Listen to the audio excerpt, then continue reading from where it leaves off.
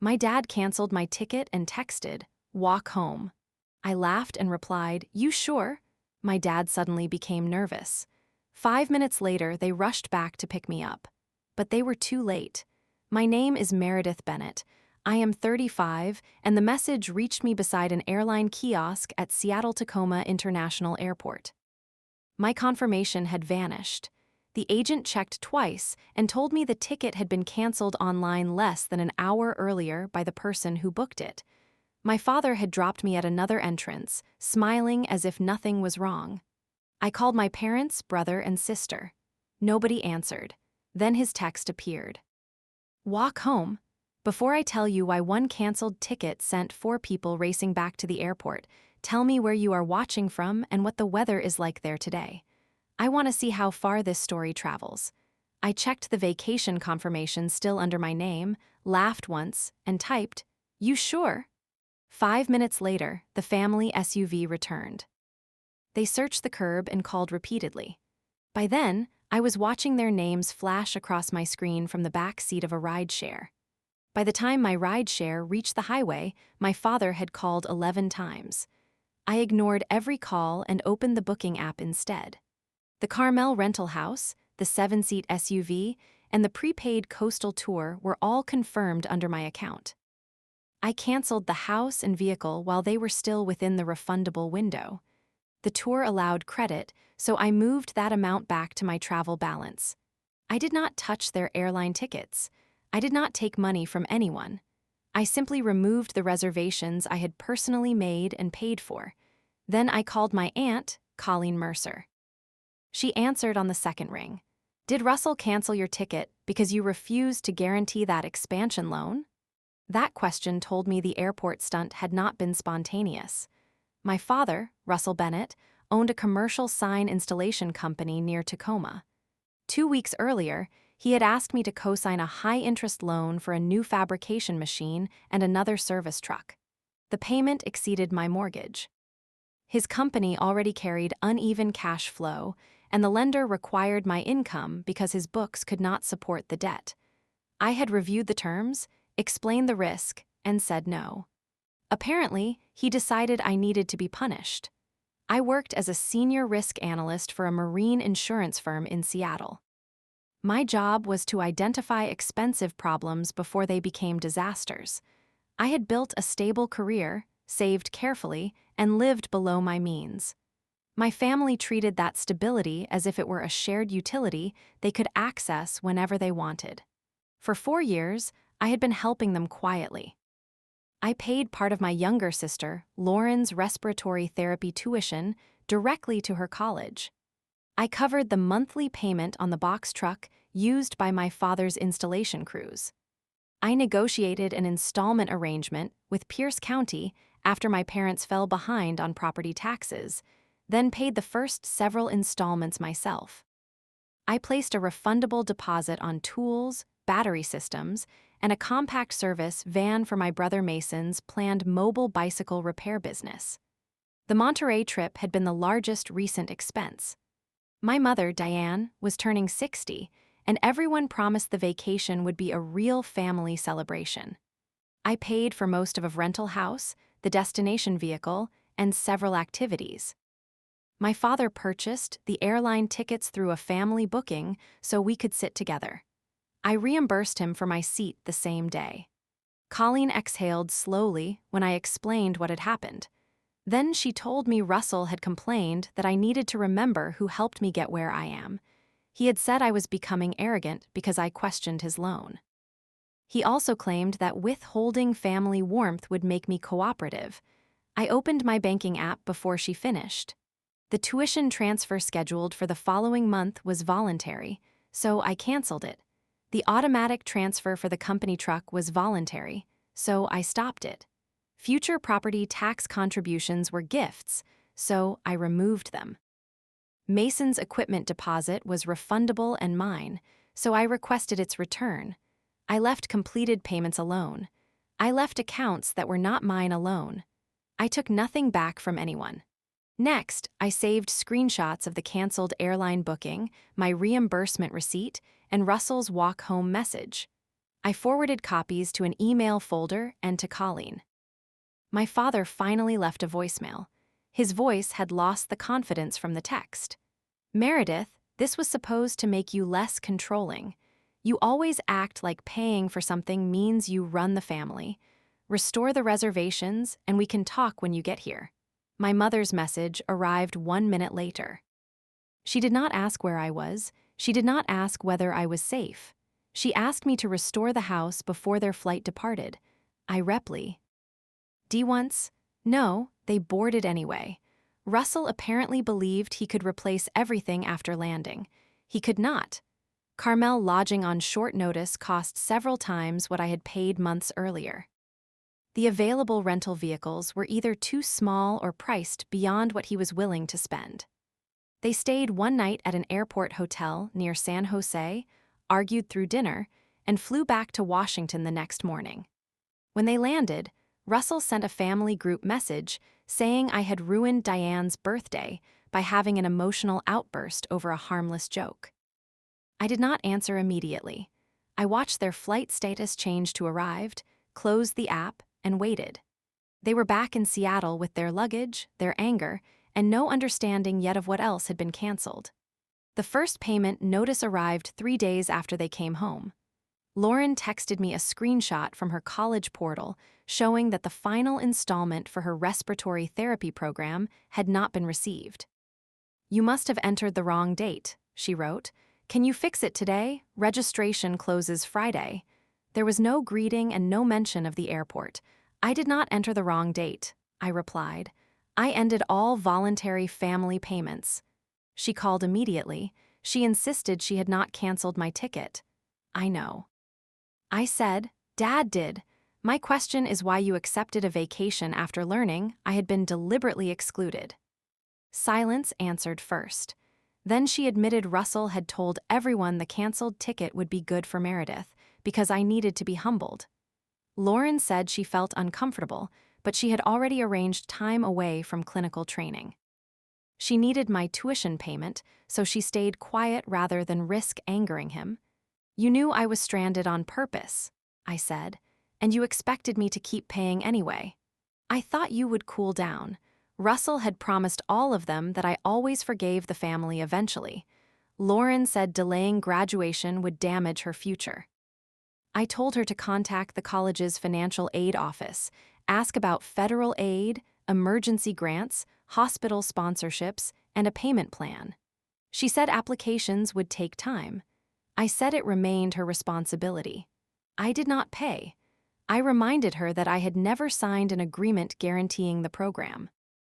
I had offered help because I wanted her to begin her career without panic, not because I accepted permanent responsibility for deadlines. Lauren replied that family promises should count without paperwork. I told her promises also depend on honest conduct. She called that conditional love. I called it the end of an arrangement she had knowingly taken for granted. Mason called that afternoon.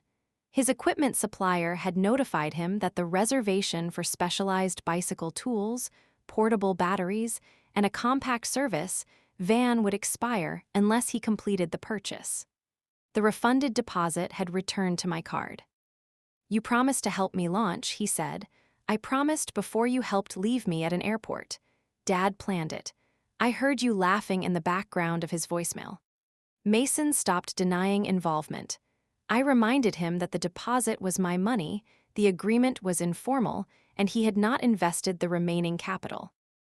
I ended the call before anger turned into an argument he could later misquote.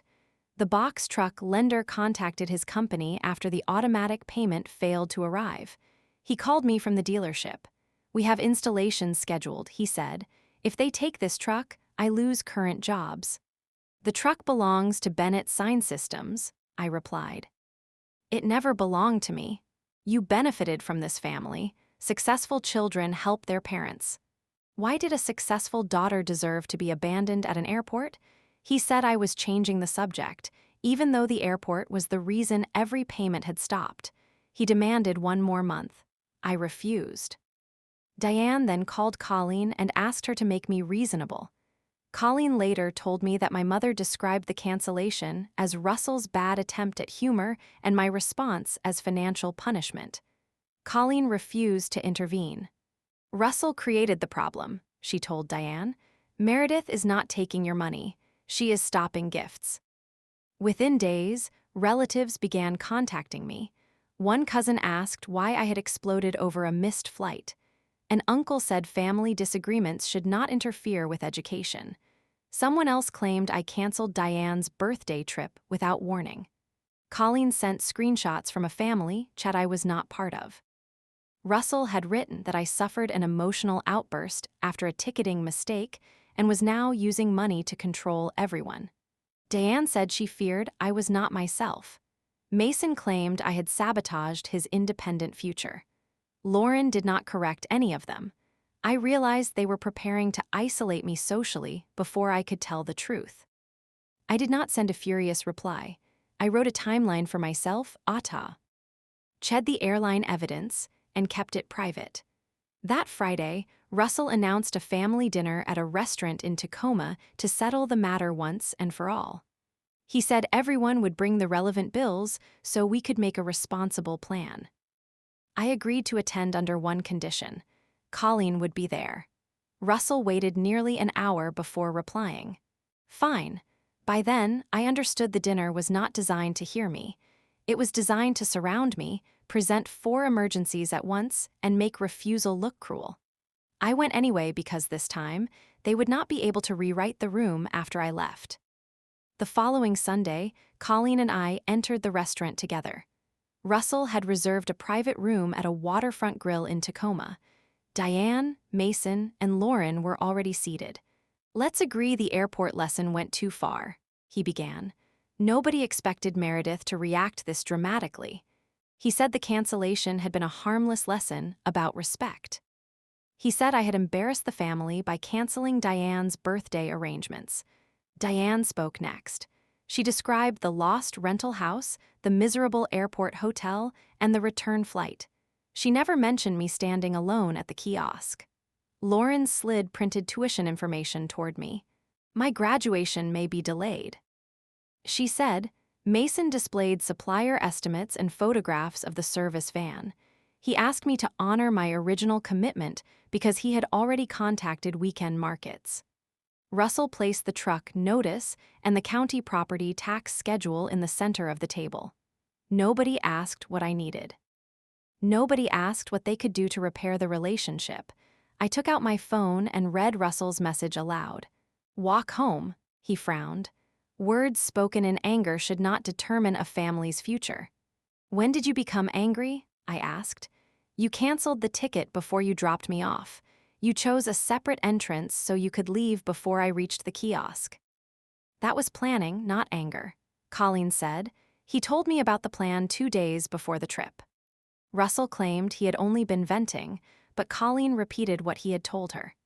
He intended to exclude me from the flight because I refused to guarantee his loan. He believed a few hours of panic would remind me that family acceptance mattered more than financial caution. He also expected me to buy another ticket, arrive later, and continue paying for everything. Diane admitted she knew there would be a lesson. She believed I would purchase another seat and meet them in California. "You knew I had already reimbursed him for my ticket," I said. She looked down. Mason admitted Russell promised everyone I would cool off before landing. Lauren said she believed him because I always forgave the family. They had not expected me to be unaffected. They had expected me to be hurt temporarily and useful permanently. I opened my folder. I explained that the ledger was not an invoice. I was not asking anyone to repay gifts or attaching interest to kindness. The document existed because Russell had told relatives that he carried the family while I contributed only when it suited me. The dates showed something different. For years, my support covered predictable expenses, emergency gaps, and plans that benefited everyone except me. The airport incident did not erase those gifts, but it ended the assumption behind them. I wanted everyone at the table to see that my decision was not sudden or based on one delayed vacation. It was a response to a pattern they had admitted. It listed tuition payments, truck transfers, tax installments, emergency repairs, insurance deductibles, travel costs, and the business deposit. I had not prepared it to demand repayment. I prepared it because the family had begun rewriting my help. Russell recovered first, so you have been keeping score against your own family. No, I said. I started documenting when you started rewriting. He accused me of using numbers to make him look weak. I reminded him that he had told relatives he financed most family expenses. His face tightened. Keep this up, and you will not be welcome at family gatherings. You already used belonging as leverage at the airport, I said. It no longer works. I placed copies of the canceled payment notices beside the bills. The decisions were final. I would not resume the truck transfer, tuition payment, tax gifts, or business funding. I would not negotiate under pressure.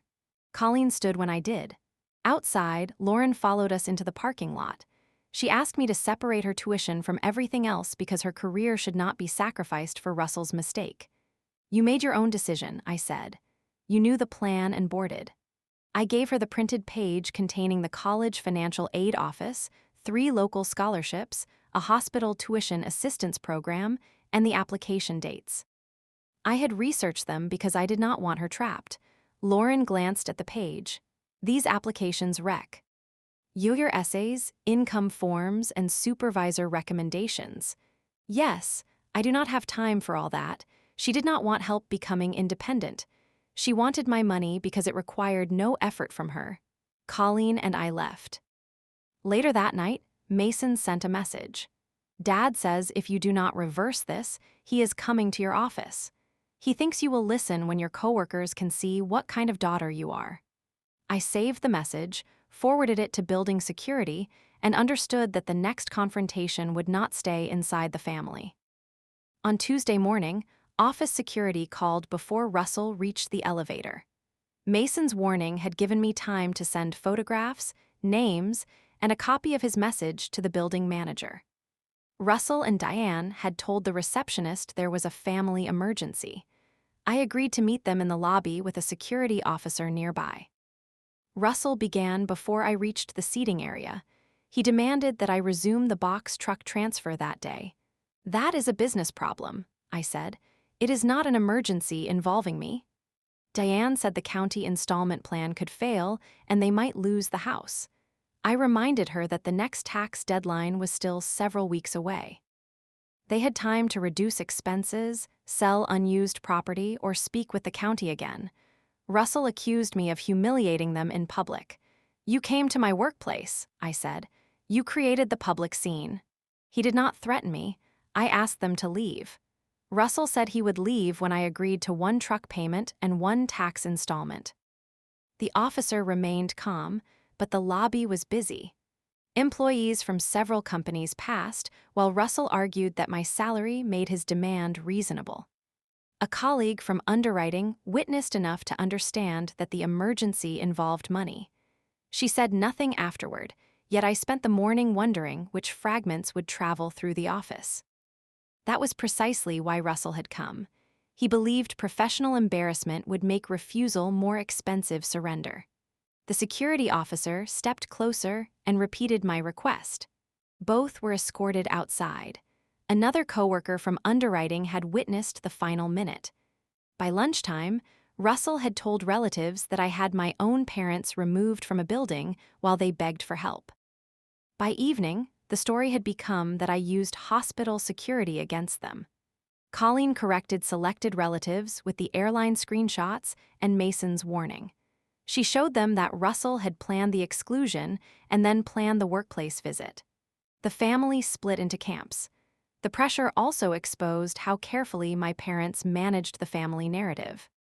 Relatives Snorts who had praised Russell for supporting everyone were surprised to learn that I funded the truck, taxes, tuition, and trip. Some apologized for contacting me. Others insisted the source of the money did not matter because family should share. I answered none of those arguments. The evidence was available, and I would not turn my private life into a continuing public trial. Some relatives argued that Lauren's delayed graduation made my decision cruel. Others asked, why Russell canceled a ticket I had reimbursed and expected me to finance the trip afterward.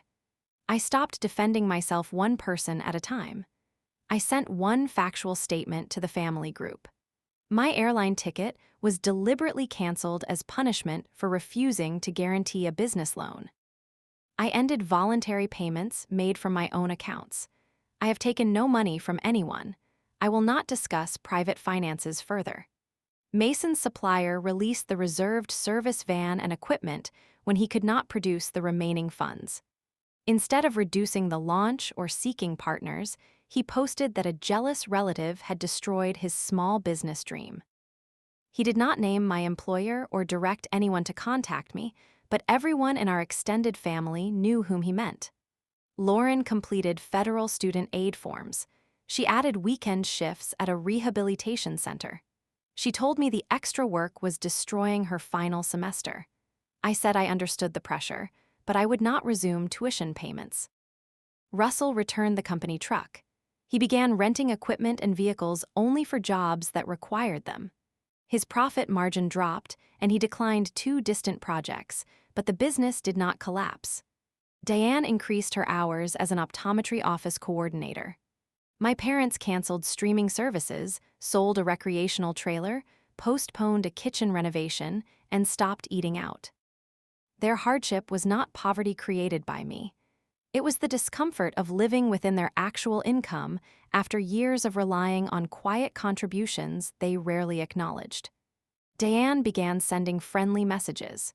She attached childhood photographs, recipes, and memories from family vacations.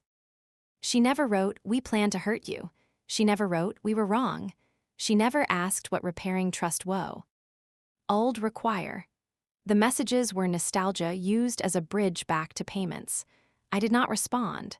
3 weeks later, Russell announced a replacement birthday dinner for Diane.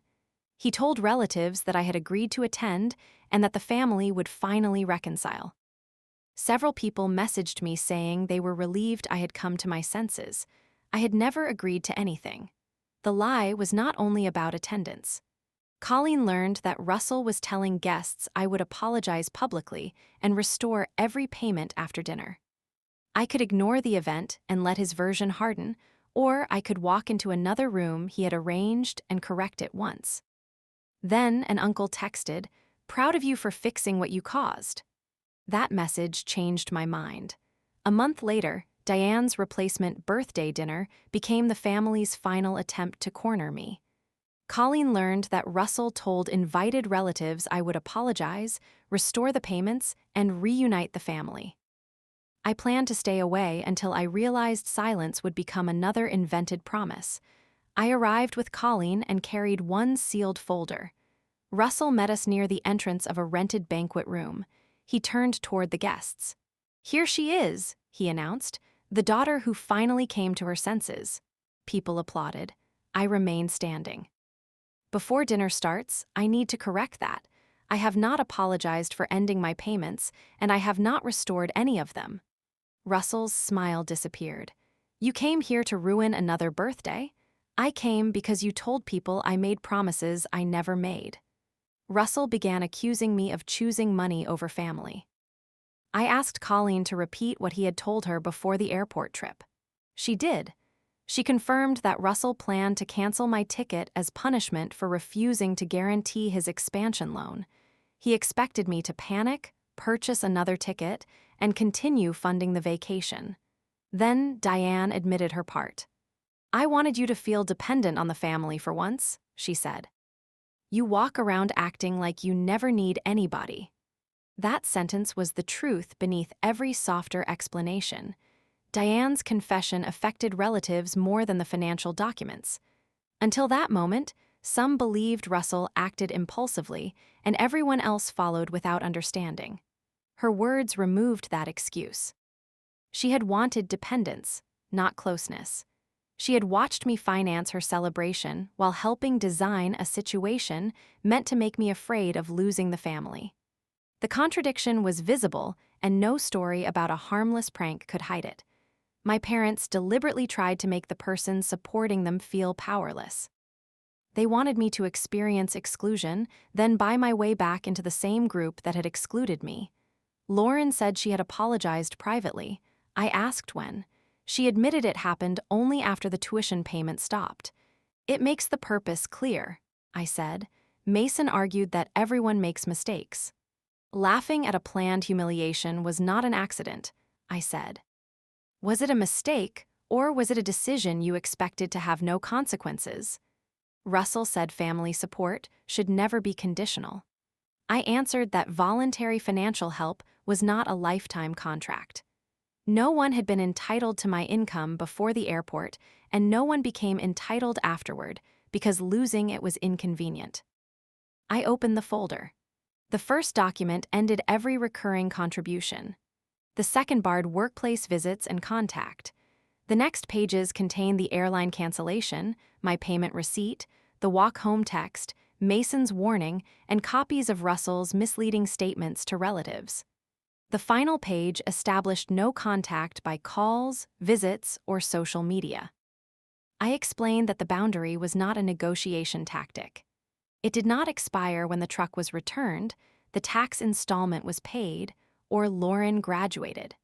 My workplace was not a stage for family pressure, and relatives were not delivery systems for Russell's demands. The email address existed only so administrative matters could be resolved without reopening personal access. I had checked every account before writing the notice. Nothing remained jointly owned, guaranteed, or legally connected. Any necessary communication had to arrive through one email address and concern outstanding documents only. Russell stared at the papers. Then, you are no longer my daughter. You have been using belonging as a threat since the first dinner. I said, it does not carry power anymore. Several relatives tried to mediate. I refused. Mediation required both sides to acknowledge what happened, and Russell was still calling a planned punishment a joke. Russell reached for the folder, but Colleen held it and told him to leave the documents there so everyone could understand what my family had demanded. Lauren asked whether I would at least attend her graduation. I said attendance would not become another bargaining tool and gave no promise. Mason demanded rep. I meant for expenses he had incurred preparing his bicycle business. You chose those expenses, I said. I never signed a partnership agreement, never owned part of the business, and never guaranteed its launch. Arguments broke out across the room. Some relatives blamed Russell. Diane began crying and said nobody cared that this was supposed to be her birthday. Colleen and I left before the cake. Outside, Diane followed us and asked for one final private conversation. I agreed to listen for 2 minutes. Diane said she missed me. She said the photographs she sent were not manipulation. She said Russell's pride had made everything worse and that she had been caught between her husband and her daughter. Then she asked whether I could pay the next property tax installment just this once. I looked at the woman who had admitted wanting me powerless and understood that even her final private appeal was a request for money. No, I said. I walked away with Colleen while arguments continued behind the banquet room doors. The celebration had been advertised as reconciliation, but when the performance failed, every demand remained exactly where it had always been, aimed at my accounts, my silence, and my obedience. After the birthday dinner, I stopped responding to anything that did not arrive through the agreed email address. I blocked personal numbers and social accounts while saving the security report and messages. Russell sent requests through relatives. I did not answer. Colleen respected the boundary and refused to become a permanent messenger. None of these outcomes happened because I seized assets or interfered with contracts. Russell still owned his company. Diane still owned her home. Lauren remained enrolled, and Mason remained free to build a business. The difference was that each plan now had to survive without treating my salary as invisible family property. That distinction mattered whenever relatives described me as destructive. I had not created their obligations. I had stopped volunteering to absorb them after they proved they could separate my money from my dignity. Russell operated Bennett Sign Systems with one fewer vehicle. He declined distant installations because short-term truck and equipment rentals made them unprofitable. He laid off one seasonal worker rather than expanding. He abandoned the high-interest loan he had wanted me to guarantee. The company survived on a smaller scale. He could no longer describe expansion as something my credit was obligated to create. His reputation within the family changed. Several relatives questioned expenses Russell had previously claimed he paid. He eventually admitted that I had funded the truck, part of the property tax plan, Lauren's tuition, and most of Diane's trip. Diane increased her hours at the optometry office. She lost the lifestyle my quiet assistant supported and my emotional labor with it. Her repeated claim that the family had made one joke sounded less convincing after the planning was exposed. I also learned how much work I had performed beyond writing checks. I had tracked deadlines, compared loan terms, called county offices, reviewed supplier agreements, and reassured everyone whenever their plans became uncertain.